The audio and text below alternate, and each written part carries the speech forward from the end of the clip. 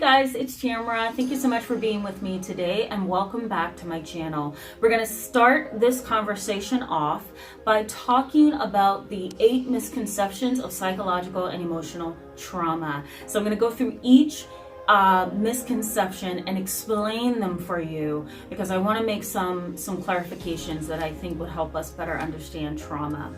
So thank you so much for coming back to my channel for those who are already subscribed, and for those who are not, I encourage you to go ahead and hit the subscribe button on the side here so then you can stick around with us as we talk about trauma throughout this 4-week series. I've been talking a lot about trauma on this channel because that's my specialization, and I am internationally certified in psychological and emotional trauma as well as clinical child trauma, and so that means that I work a lot with, and my practice is based off of, a trauma-informed model of care. So I'm bringing this back to our channel. I think that this is an important topic, and so I want to start the actual meat of this conversation by starting with misconceptions, okay? And I think there are 8 of them. So let's just go ahead and jump in, all right? So the benefits for you today is that you're gonna learn about the 8 misconceptions of trauma, and I wanna give you some encouragement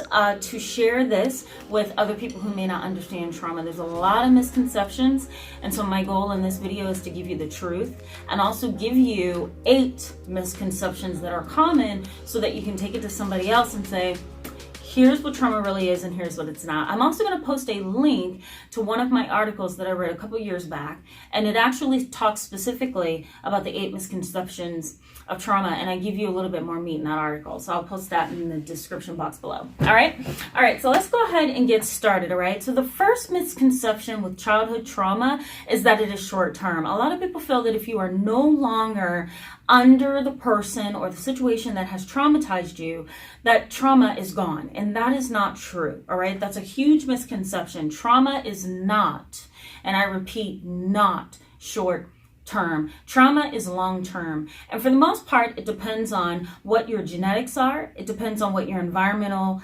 stressors were. It depends on those risk factors. I'm going to post a video up here that I did last week about risk and protective factors. It also depends on the extent or the duration and the intensity of the trauma. So let me define trauma for you, and I probably should have done this at the beginning, so forgive me. Trauma is basically any kind of event that outweighed your ability to cope with it, all right? Any event that outweighed your ability to cope with it. You are not struggling with something that can easily be erased by time. Trauma actually makes a neurological and psychological imprint on your mind, right? The way that I like to explain this to children is almost like cement, right? You pour cement, so let's say, for example, you're pouring cement into a crate or some kind of a pan. Before it dries, you put your hand in it and it makes this imprint so that when you lift your hand out of the cement, there's this imprint of a hand. Once it dries, it is now the imprint of a hand in the form of concrete. That is trauma, all right? Trauma makes an imprint on the brain and it stays there, right? It stays there.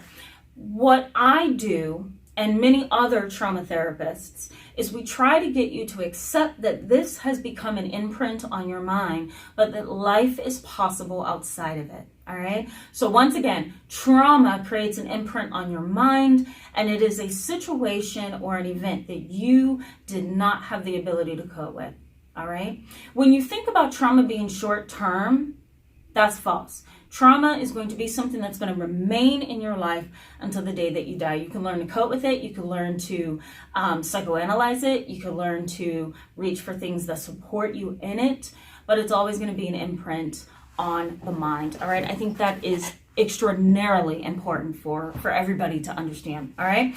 The next thing and the next misconception is that kids who are traumatized are not bad kids, and kids who are traumatized do not do bad things. I want to correct that misconception because there are a lot of kids who are in juvenile delinquent detention centers. They are in juvenile delinquent residential treatment facilities. I've worked in plenty of them. They are also sent away to boarding schools, and they have a history of trauma. So let me give you an example of this.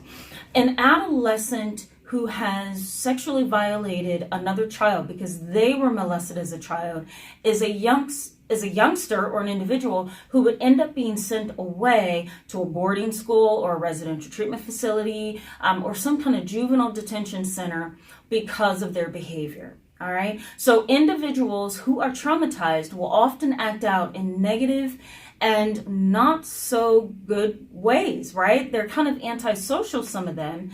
It doesn't mean, excuse me, I need some water here. It doesn't mean that the child is going to be a problem for a long period of time. It just means that the child is struggling with their trauma and they have done something bad and now they're in the legal system or now they're at a boarding school, right? So I think the misconception is that kids who are traumatized are not bad kids, and that is not correct. A lot of my inner city youth that come to see me for counseling, my urban youth, have done some things that has gotten them felonies and misdemeanors, but they also have trauma history. So that's a misconception that we need to correct. All right, so the third misconception is that trauma doesn't exist long after the trauma. So for example, someone might say to you, why are you still struggling with trauma when it's been 15, 20 years, right? You should no longer be struggling with PTSD, right? Post-traumatic stress disorder.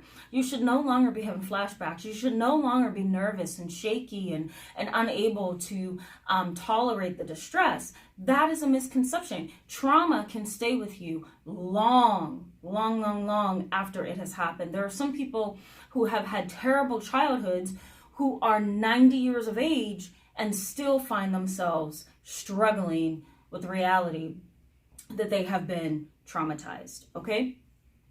Another misconception, and the fourth misconception, is that long after the traumatic event has happened, you should no longer be having any kind of negative reactions to triggers.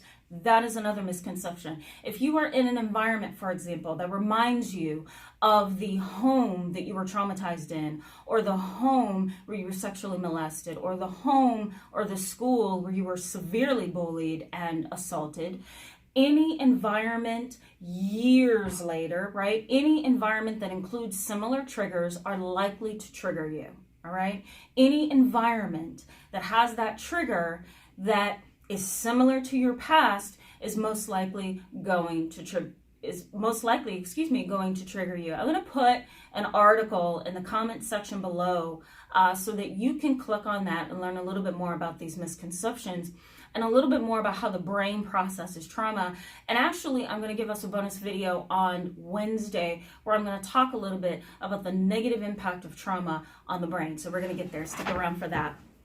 All right. I also have some things here on my list that I wanted to bring up to help us get to the eighth misconception. One thing that I have listed here is trauma can't affect very young children. That is another misconception. Trauma can definitely affect and negatively impact young children. In fact, trauma, according to research, can negatively impact a fetus, right? It can negatively impact a fetus and cause fetal alcohol syndrome, Down syndrome, mental retardation, or intellectual disabilities as it is currently known as. I am stuttering something terrible today. I'm so sorry.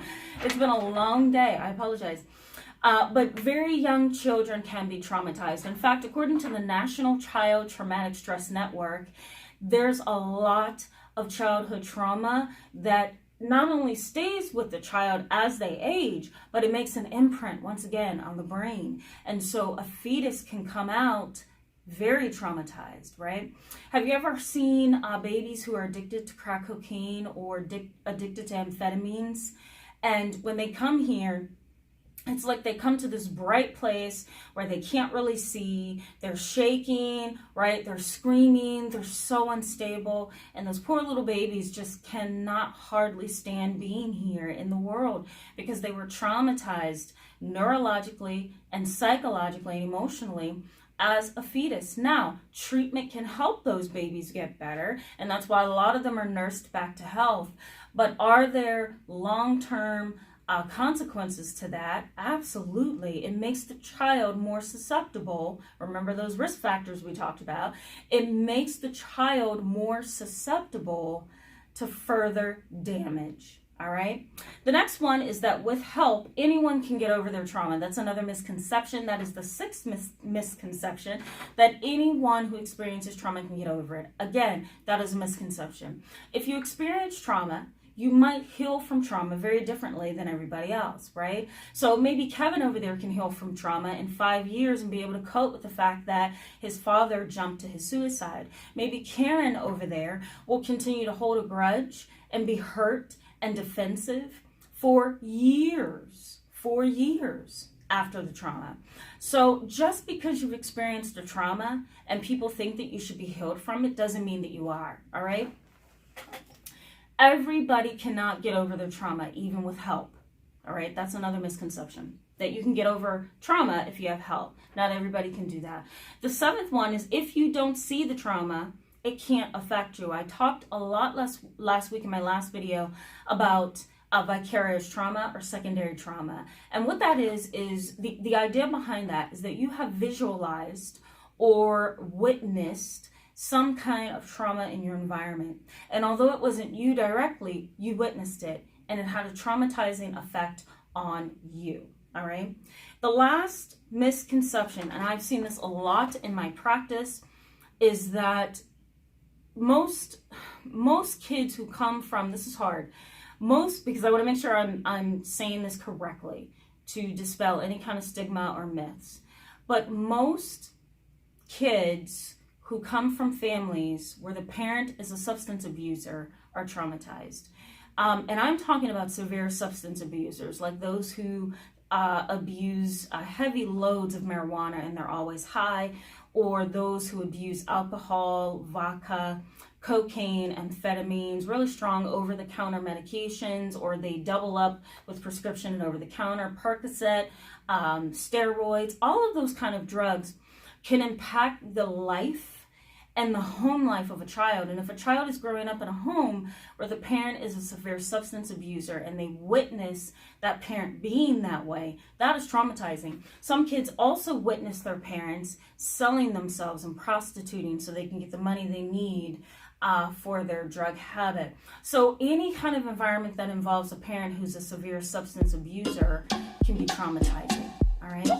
Thank you so much, guys, for being with me today in this video. I encourage you to give it a thumbs up if it was helpful to you. Let me know what your thoughts and your comments are in the comment section below. Thank you so much, guys, for being with me once again, and I will see you on Wednesday. Bye-bye.